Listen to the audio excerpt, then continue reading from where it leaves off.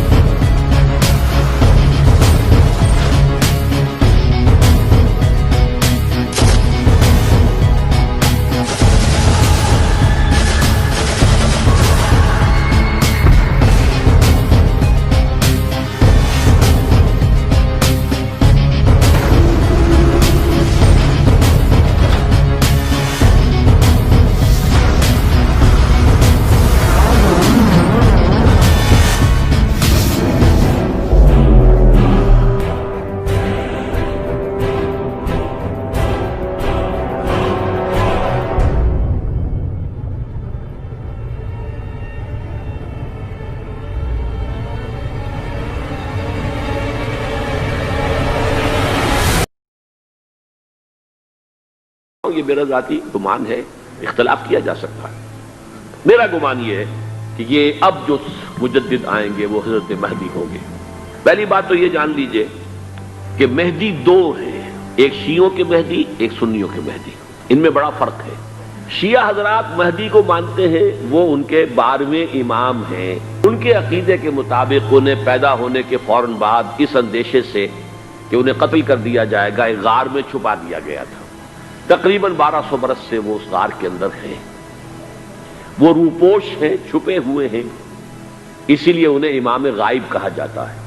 اور اب ان کا انتظار ہو رہا ہے، اس لیے انہیں امام منتظر بھی کہا جاتا ہے. اس لیے شیعوں کے دارالعلوم جو ہوتے ہیں دارالعلوم المنتظر، وہ اس لیے کہ ان کا انتظار کیا جا رہا ہے. تو یہ ہے، اب وہ ان کا خیال ہے کہ آخری دور میں، آخری زمانے میں وہ ظاہر ہو جائیں گے، غار سے نکل آئیں گے. دیکھیے، میں اس عقیدے کو اس بنا پر رد نہیں کرتا کہ یہ ناممکن ہے کہ کیسے کوئی شخص جو ہے 1200 برس تک کسی غار کے اندر زندہ رہ سکتا ہے. نہیں، میں سمجھتا ہوں ممکن ہے. 300 برس تک اصحاب کہف رہے کہ نہیں رہے؟ سوئے رہے. 300 ایئرس ہم مانتے ہیں. حضرت عیسیٰ اسی حیات عرضی کے ساتھ 2000 سال سے موجود ہیں آسمان پہ کہ نہیں ہے؟ آپ کو معلوم ہے حضرت عزیر 100 برس تک مرنے کے بعد دوبارہ زندہ کر دیے گئے. فَأَمَاتَهُ اللَّهُ مِئَةَ عَامٍ ثُمَّ بَعَثَهُ. تو ناممکنات میں سے کوئی سوال پیدا نہیں ہوتا. لیکن یہ کہ آیا کوئی امامت معصومہ کا تصور قرآن اور حدیث سے ہمیں ملتا ہے، اس کے لیے ہمارے پاس کوئی دلیل نہیں ہے. ہم اس کو تسلیم نہیں کرتے. ہم تو سمجھتے ہیں کہ معصومیت ختم ہو گئی محمد الرسول اللہ صلی اللہ علیہ وسلم پر. خاتم المعصومین ہے محمد الرسول اللہ. اب ان کے بعد تو اجتہاد ہے اور خلافت ہے. عام معاملات میں اجتہاد ہوگا، نظام خلافت ہوگا. تو ہمارے نزدیک جو میں جس مہدی کا نام لے رہا ہوں وہ مہدی ہیں جو ایک مجدد ہوں گے. انسان جو پیدا ہوں گے انسانوں کی طرح عام طور پر اپنی عمر کو، پختگی کو پہنچیں گے، پھر وہ سامنے آئیں گے منظر پر، پھر وہ کام کریں گے، قیادت کریں گے. عرب میں ان کا ظہور ہوگا. اب اس میں چاہتا ہوں کہ کچھ حدیثیں آپ کو میں سناؤں.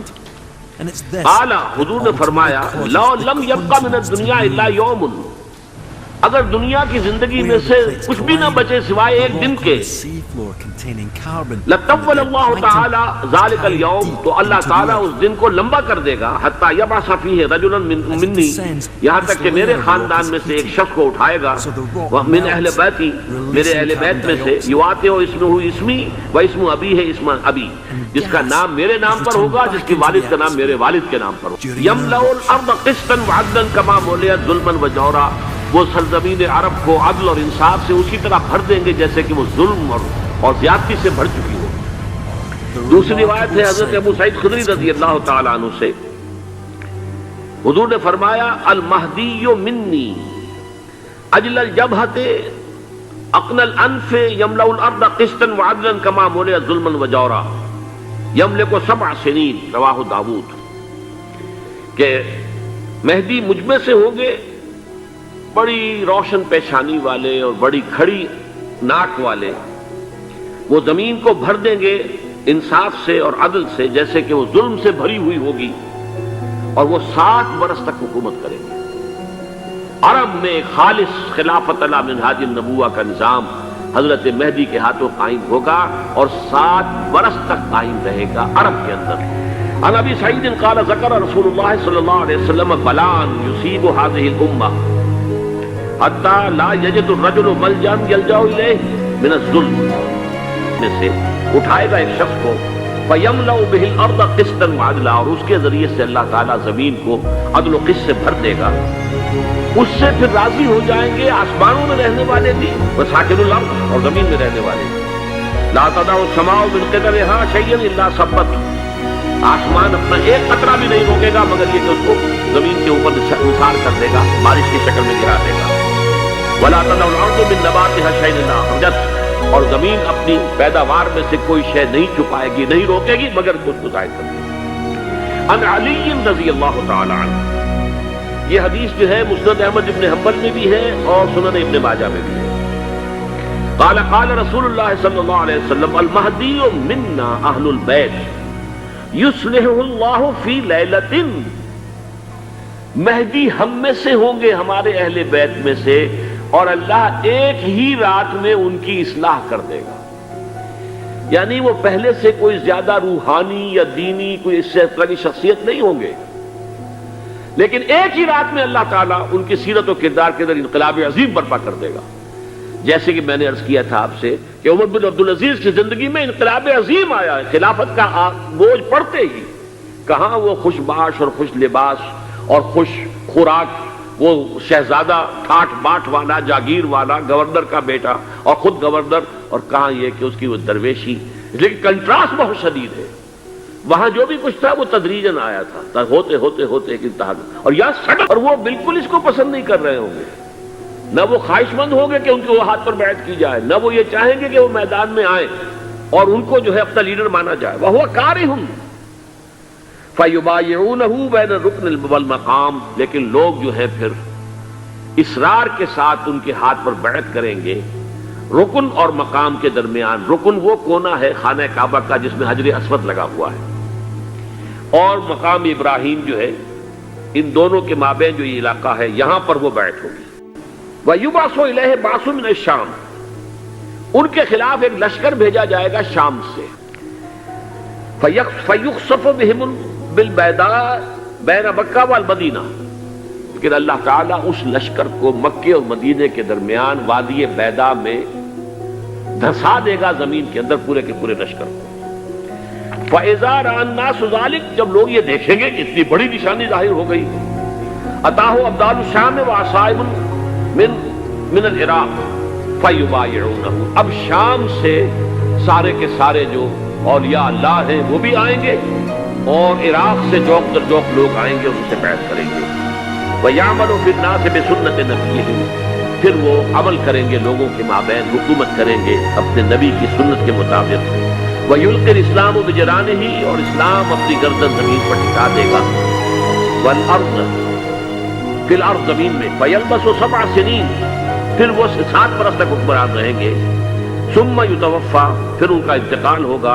ویصلی علیہ المسلمون، اور مسلمان ان پر نماز پڑھیں گے۔ یہ جو میں نے آپ کے سامنے نقشہ کھینچا ہے، اس سے اب میں ایک نتیجہ نکالتا ہوں، اسے بھی میرا گمان کہیے، اختلاف بھی کر سکتے ہیں آپ، اگر اس کو ضروری سمجھیں قبول بھی کر سکتے ہیں۔ وہ یہ ہے کہ میرے نزدیک امریکہ نے لازماً جس طریقے سے اپنے پنجے گاڑے ہیں سعودی عرب کے اندر، اپنا فوجی اڈا بنایا ہے، تو آسانی کے ساتھ وہاں سے اپنے پنجے ہٹانے کے لیے تیار نہیں۔ ایک حدیث میں آتا ہے قرب الشیطان، نجد سے شیطان کا سینگ برآمد ہوگا، وہ شیطان کا سینگ ہے، جو میزائل وہاں پر لگے ہوئے ہوں گے اس وقت، در حقیقت وہ سارے کے سارے جو ہیں وہ شیطان کے سینگ ہیں۔ بہرحال کوشش وہ کرے گا کہ جیسے کہ اس نے جارڈن میں کیا، کتنے عرصے سے وہاں شاہ حسین کا چھوٹا بھائی حسن جو ہے وہ ولی عہد تھا، عین وقت کے اوپر آ کر، اور پتہ نہیں کیسی کیسی دوائیاں دے کر اسے لے کر آئے ہیں شاہ حسین کو، مرتے ہوئے کو، تھوڑی دیر زندہ رکھنے کے لیے اور وہ تبدیلی کروا کر جو ہے واپس لے گئے ہیں. تو یہ معاملہ ہوا ہے, تبدیلی کروا دی, وہاں تو ہو گئی آرام سے. اگر سعودی عرب میں یہ کام کیا گیا تو اس کا لازمی نتیجہ خانہ جنگی ہوگا, اس لیے کہ وہاں کی روایت یہ بڑی سخت ہے, بڑی پختہ ہے. نیشنل گارڈز بہت بڑی فورس ہے, وہ اصل بیڈوین فورس جو ہے صحرا کے لوگوں کی, عرب فورس, وہ در حقیقت الحرس الوطنی ہے, نیشنل گارڈ ہے. تو لازماً یہ شکل جو ہے پوری ہو کر رہے گی, اختلاف ہوگا, خانہ جنگی ہوگی. پھر کوئی اللہ کا بندہ جو ہوگا, میرے نزدیک امام مہدی پیدا ہو چکے, ان کے ظہور کا وقت قریب ہے. میں تو جو احوال دیکھ رہا ہوں, یعنی اسرائیل کا قائم ہو جانا اور اس کے بعد اب یروشلم کا مسلمانوں کے ہاتھوں سے نکل جانا, اور اب گویا کہ وہ الملحمۃ العظمیٰ جو ہے تلی کھڑی ہے, کسی بھی وقت جو ہے یہ جو ہے وہ لاوا پھٹ سکتا ہے, آتش فشاں پھٹ سکتا ہے. تو یہ تمام حالات ایسے ہیں کہ جن کی وجہ سے میں سمجھتا ہوں کہ ایک تو جو قرآن مجید کے اشارات میں نے آپ کو بتائے, 14 صدیاں 14 دن میں چاند کا پورا ہونا, والقمر اذا اتسق, 14 دن میں 14ویں کا چاند. اسی طرح اب یہ 14 صدیوں کے بعد یہ صدی جو 15ویں صدی ہے, یہ در حقیقت ظہور امام مہدی کی صدی ہے. عرب کے لیے تباہی, پھر دوبارہ کہا ویل للعرب, پھر تیسری دفعہ کہا ویل للعرب. عرب کے لیے کیوں تباہی؟ ہمارا چینل سبسکرائب کرنا اور نوٹیفیکیشن بیل آن کرنا مت بھولیے گا تاکہ ہمارا رابطہ بحال رہے.